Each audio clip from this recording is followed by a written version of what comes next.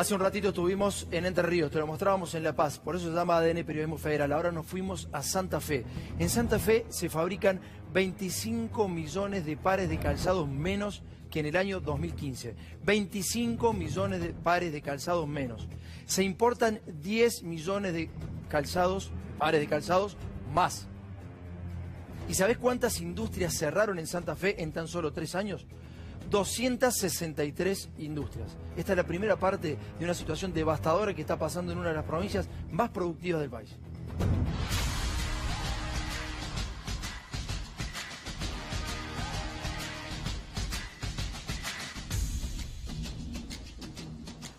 Acá en la Secretaría Regional de Santa Fe somos 53 organizaciones sindicales. Para hacer un resumen, no hay ninguna que sus trabajadores estén mejor que hace 2 años atrás. Así que hoy estamos con condiciones de decir que hay más de 5.000 despidos industriales en la provincia de Santa Fe, que tienen que ver claramente con las políticas económicas que se vienen llevando adelante desde el 10 de diciembre del 2015.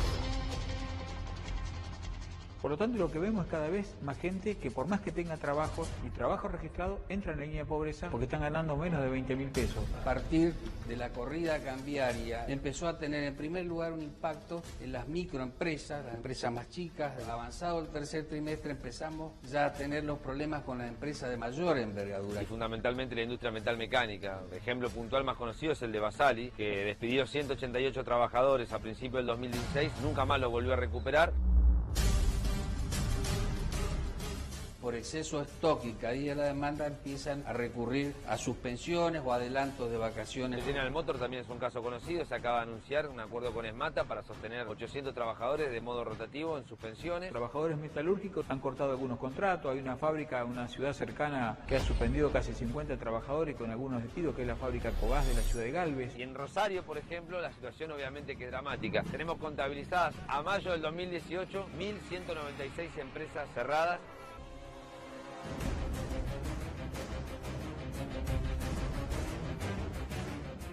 En esta CGT tenemos hace 1 año y medio, 2, un acuerdo con el gobierno de la provincia de colaborar con una ayuda alimentaria que son 13 o 14 artículos, un bolsón que debe estar en 700, 800 pesos hoy. Con 80, 100 bolsones lo arreglábamos. Y hoy la demanda supera los 1.000 cuando nosotros no la podemos abastecer. Nosotros pasamos de legislar situaciones que tienen que ver con el fomento de la industria y la producción a legislar situaciones que tienen que ver con la protección del trabajo y evitar los despidos. Trabajadores que ganan entre 8, 10.000 pesos, 12.000 a 20.000 pesos, la última semana del mes antes de cobrar no tienen cómo llevar alimentación a su casa. Con el programa que el Fondo Monetario Internacional le ha impuesto a la Argentina, ningún industrial en la provincia de Santa Fe ve que la situación vaya a mejorar. La crisis se está agrandando y nosotros creemos que la pobreza en la ciudad de Santa Fe va a aumentar del 30% a más cerca del 40% a fines de año.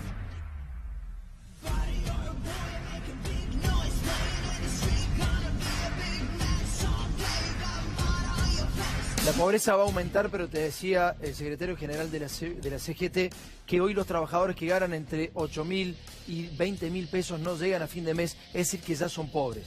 Vos pensás en ese trabajador que tiene que llevar la plata a su familia, una familia tipo de 4 personas, en donde se paga, por ejemplo, de gas entre 4.000 y 5.000 pesos que paga cualquier hogar hoy. Y que encima van a entrar en este plan de cuotas que dice Guasil que los que se quejan son solamente kirchneristas. Pero hay que sumarle a ese gas la luz, hay que sumarle el alquiler. Tiene que morfar la gente. No sé si la gente de Cambiemos sabe que hay personas que comen, que tienen que alimentarse. En Santa Fe la situación es sumamente crítica. Hubo un diputado provincial que hizo ese relevamiento. Por ejemplo, en Rosario, la ciudad más rica de Santa Fe, cerraron 2.600 comercios. 2.600 comercios, 2.600 familias que han quedado en la calle, que antes eran clase media un poquito más alta, que iban evolucionando y tienen que cerrar sus comercios, de lo que se trate. La segunda parte del informe, dale.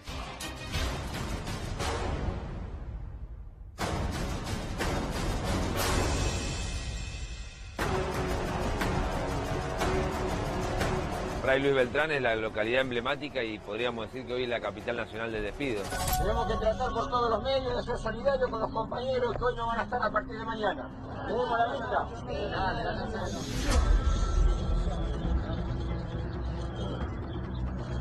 Tiene alrededor de 15.000 personas viviendo y hay más de 450 o 500 familias que han perdido un puesto de trabajo. Aldana Hernán Alberto Mario, Aranda Juan José, Arroyo Claudio Humberto. La producción que veníamos realizando, chaleco antibala, 9, 7.62, pistolas, recorte de FAL. Eso era el laburo que se estaba haciendo últimamente en la fábrica. Sabino Verónica Susana. Estopani María Lourdes. Weyman Mauricio Ángel. Sabela Nicolás. Y ahora en agosto 49 compañeros más que fueron echados por decisión de la intervención de fabricaciones militares. Astesiano Guillermo. Balsi Gonzalo José. Bebacua Carolina Inés. A partir del 2015, ¿ustedes se imaginaban que iba a pasar esto? Sabíamos que era un gobierno que venía para el ajuste, pero no pensábamos de los despidos. A mí me avisaron particularmente, telefónicamente, hace 7 años que trabajo en la fábrica. Este tipo de rupturas nos genera un quiebre, digamos, como comunidad. Tengamos en cuenta que son trabajadores que consumen sus salarios, sus ingresos en distintos comercios de la ciudad, viven en la ciudad. Las pymes que se cierran, los comercios que se cierran, en realidad es el lugar que más daño le están haciendo en Santa Fe. El municipio de Fray Luis Beltrán va a ser volteado directamente porque nosotros dependemos de ellos. Solo contando Arcín, que cerró en enero del 2016, y fabricaciones militares. Prácticamente 400, 500 familias que viven en Fray Luis Beltrán han perdido su trabajo. La situación es realmente devastadora. Zárate Gustavo Marcelo.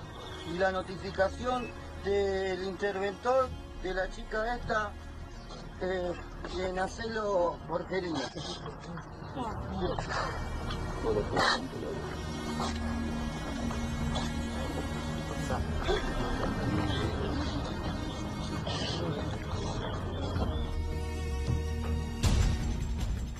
Quien hablaba en el informe era el intendente justamente de ese pueblo, que queda absolutamente sin consumo. Dice, no estamos teniendo consumo, se está apagando el propio pueblo por estos despidos. Nos fuimos a la cristalería San Carlos, también dentro de la provincia de Santa Fe, y hay una persona que es el presidente o el gerente general de la cristalería, y dice que apenas ganó Cambiemos, él empezó a tomar medidas, por ejemplo, apagar un horno y empezar a no renovar el personal. Fíjate de qué se trata, estamos hablando de la capital declarada por el Congreso de la Nación, es la capital nacional del cristal artesanal, fruto de esta cristalería que ahora vas a conocer y que empieza a desaparecer paulatinamente, se va apagando como los hornos a gas. Dale.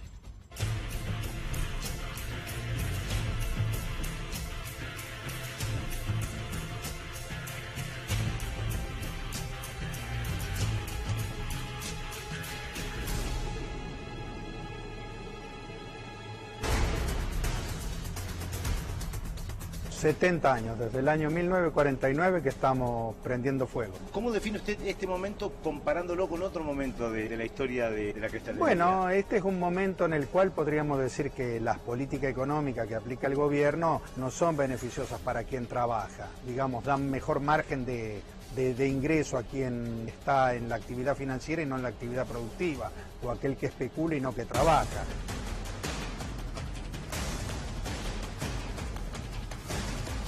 Nosotros ya previendo el gobierno, cuando estaba anunciándose que iba a ganar este tipo de gobierno, ya empezamos a tomar decisiones. Dentro de la empresa esas decisiones se vieron reflejadas en una baja del 35% de nuestro personal. El 10 de diciembre, en esos días ya pagamos un horno. Ya pagamos el tercio de la producción, ya la pagamos, por lo cual pasamos de 120 personas a 70. Nosotros ya no tenemos más margen de achique por la baja de ingresos que tiene la gente. Si yo hubiese creído en lo que prometían y hubiese trabajado en función de esas promesas, hoy estaría cerrado.